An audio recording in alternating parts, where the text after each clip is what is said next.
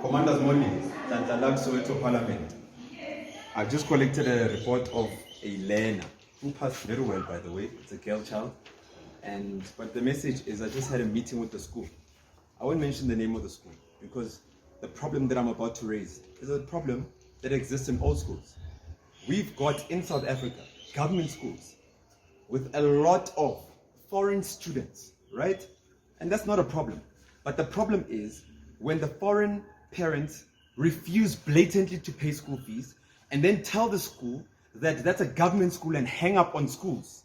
So that means that the government and our schools and our tax-paying money must make means for schools to continue, because we can't just allow the schools to collapse and dilapidate because we don't have parents. We have parents from outside the borders that are not paying school fees. So the message is simple. When the schools open, all government schools next year, you are going to organize yourself, prepare a database of all the parents that did not pay, and we'll split the database. Those that are coming from other countries, we are going to make sure that their embassies pay the school fees. We're not going to have schools suffering because people are not paying their school fees and they're giving nonsense excuses, and come the year, they collect reports and disappear. So even the South African parents, we must take accountability as parents. We can never ever neglect paying school fees. When you bring a child to a school, you already know how much the school fees is.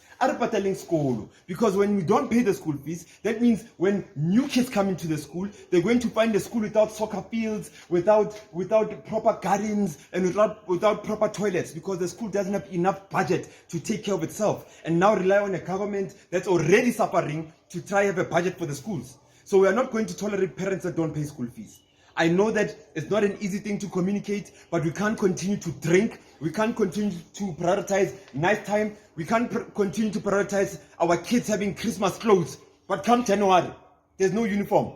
Let's think, South Africans, let's think. But as far as the foreign parents are concerned, next year when the schools open, if it means I must go to all schools as much as I can, in January, February, I'll go to these schools. In any case, in February, we're doing random school searches at problematic schools to get rid of guns and weapons in schools and drugs in schools. I might as well incorporate this agenda in that program and make sure that we address the schools, we address the parents, to say that our academic institutions are not going to be taken for a ride. And this we are saying very softly. It's a fair warning shot. The next one is not going to the sky. The embassy says they are going to pay the school fees that is